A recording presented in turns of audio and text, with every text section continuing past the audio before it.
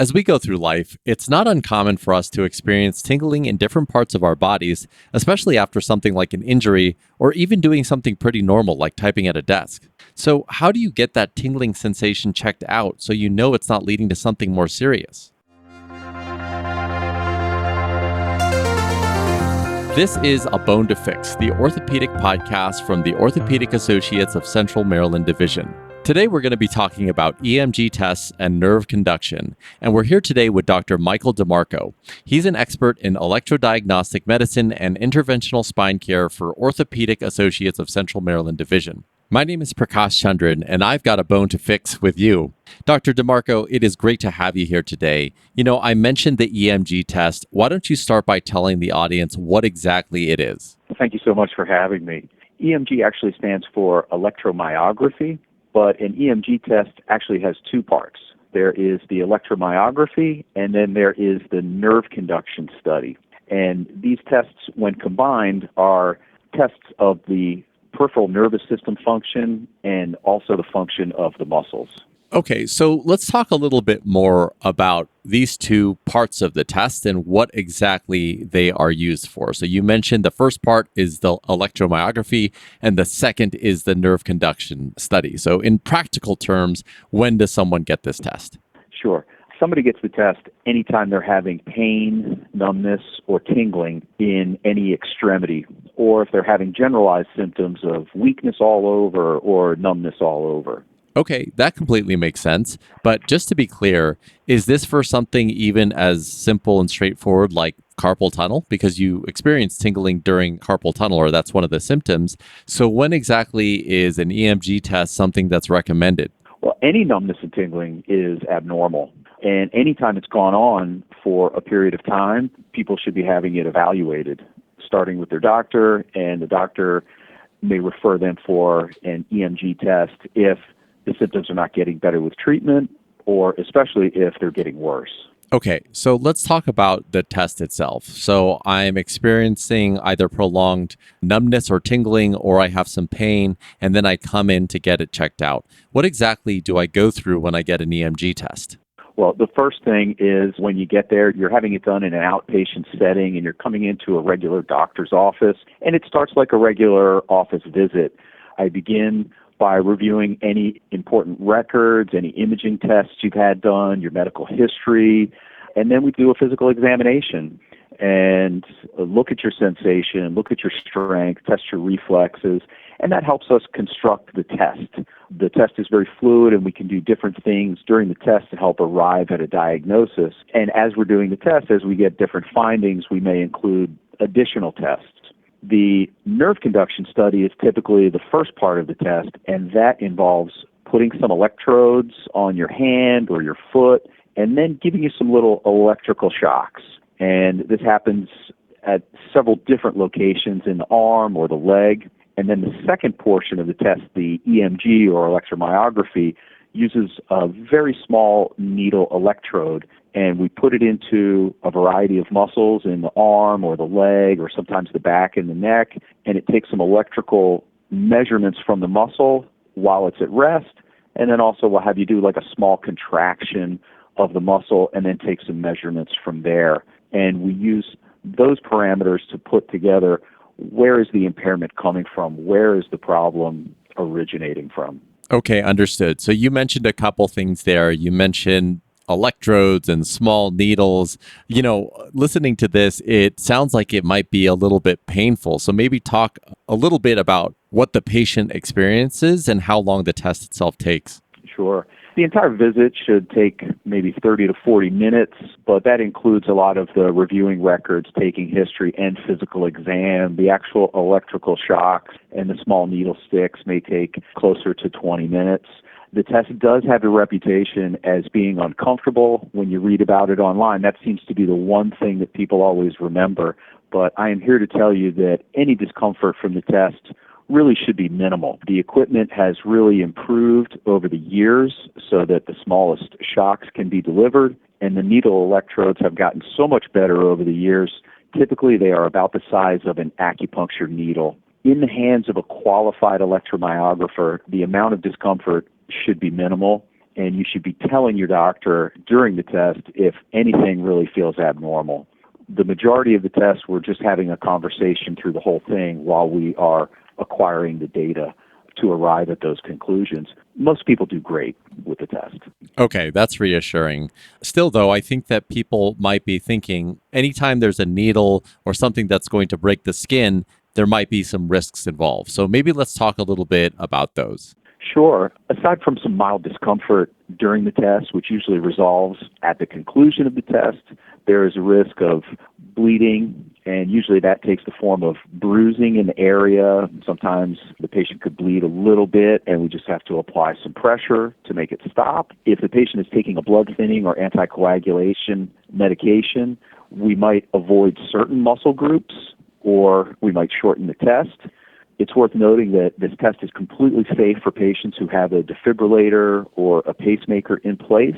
If a patient has lymphedema and a history of a lymph node dissection, perhaps a cancer patient, they're typically told not to have procedures in a limb, and we have to be very careful when we do it in those patients. We can do it safely for those patients, but there has to be a really strong indication to do it. We can always do some other tests to try to answer the questions of what is the diagnosis, where is the pinched nerve coming from, but we can do it safely in a patient with lymphedema. So we talked a little before about the times that a doctor might order an EMG. I think it was prolonged numbness or tingling. Is there anything else that might cause someone or a doctor to say, hey, I think you might want to get an EMG to really diagnose or assess what's going on?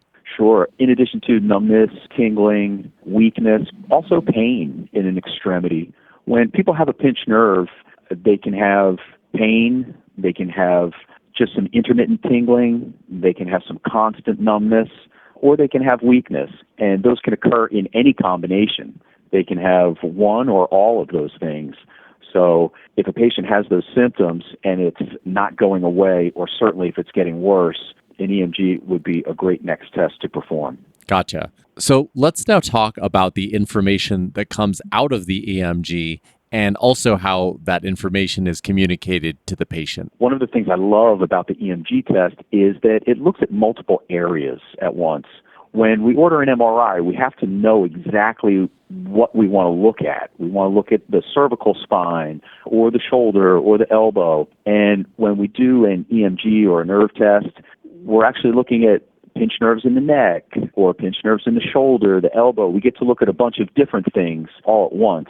If somebody has numbness or tingling in the fingers, it can actually be coming from a pinched nerve in the wrist, a pinched nerve in the elbow, a pinched nerve in the shoulder region, what is called the brachial plexus. It might be coming from a nerve root or a herniated disc in the neck. It could also be coming from the central nervous system, indicating perhaps a brain problem or maybe a stroke. And the nerve test helps us answer where that is coming from. So the first thing is it helps confirm a diagnosis. Does this patient have carpal tunnel or not? And then the second thing is it helps assess the severity of the carpal tunnel. You get a sense, is this mild, is this moderate, or is this severe? We have a variety of grading scales for different types of pinched nerves. It also gives us information about the chronicity or how long this has been going on. You can develop, is this acute or is this chronic? If there has been trauma to a nerve, if there are signs that the nerve is regenerating or reinnervating, we can also get that information too. And it helps to exclude confounders or other diagnoses. It's actually very common to have more than one problem. Just because a patient has carpal tunnel doesn't mean they can't have a pinched nerve in their neck also. And sometimes they go together. It also, in the patient that has more generalized symptoms, for example, weakness, it gives us a lot of information about, is this weakness coming from a nerve problem or is it coming from the muscles, a muscle disease or myopathy? And a patient could also have a disease of where the nerve plugs into the muscle, what is called the neuromuscular junction.